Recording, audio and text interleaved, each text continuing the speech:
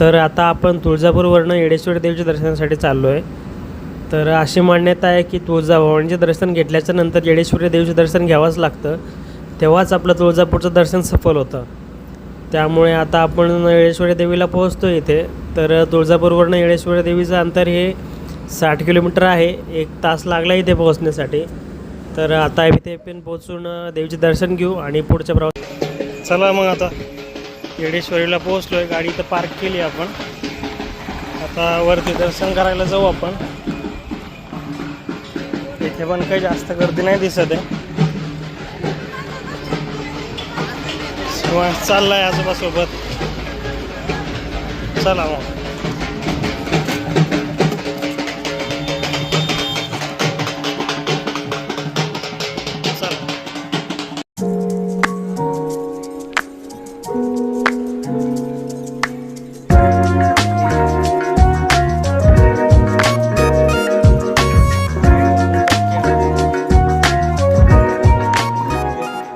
चल, इथं पण काम चालू आहे बघ. काम चालू आहे बघ. लावायचं बघ. वरतून जायचं. चल ये इकडं. तिकडं खाली चल. खाली उतर, खाली उतर. हां चला. इथे पण काम चालू आहे. खाली बसवायचं भक्तांच्या सेवेसाठी, सोयीसाठी. ते बघा, इथे दगड बसवायचे काम चालू आहे असं सगळं. चला इकडे जाऊ.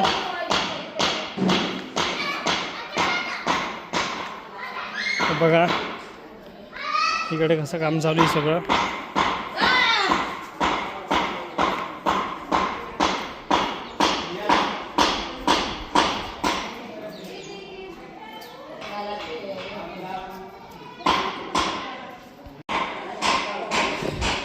अजून भरपूर काम बाकी. इथे वरती पत्राचं शेड बसवण्याचं पण काम चालू आहे. हे झालं की एकदम व्यवस्थित होऊन जाईल देवस्थान. तर चला आता इकडून देवीचं दर्शन घेऊ आणि भेटू मग. ते बघ ना तू, 2-2 बेबी आहे. किती बेबी इथं बघते. हां बघते कसं आहे भुत्तू बेबी. कसं दिसतं बघते.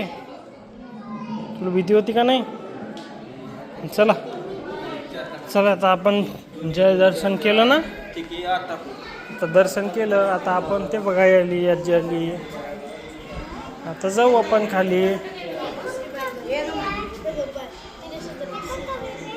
ते बघ ते सगळे बसले तुझ्यासाठी. चला चला जाऊ. चला जाऊ बाहेर आता. देवीचं दर्शन झालंय.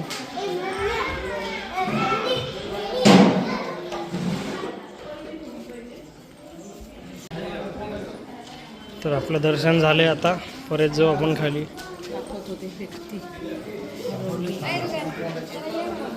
चला आता खाली जाऊ आणि पुढे. तुला काय ते कुठं भेटतं ते? हां चला पुढं घेऊ. आईस्क्रीम नाही खायची. औषध हा का? हा का? घरी गेल्यावर आपण औषध प्यायचं. मग न्यू घरी जायचं का? ठीक. कालच्या घरी जायचं का? जेवण केलं का? ठीक आहे.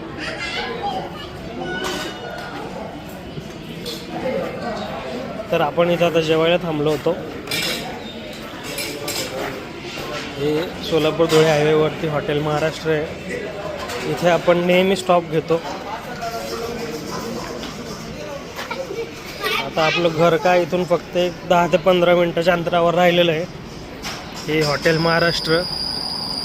इथे अगदी मस्त एक रिजनेबल प्राईजमध्ये आणि चविष्ट जेवण भेटतं. त्यामुळे नेहमी आम्ही ह्या रस्त्यावरनं कधी प्रवास झाला तर इथेच थांबत असतो. तर आता जाऊ घरी आणि एकदम व्यवस्थित प्रवास झाला आहे आपला सगळा. आता गाणगापूर, अक्कलकोट, तुळजापूर, येडेश्वरी एवढं करून आज आपण आपल्या घरी चाललो आहे आता.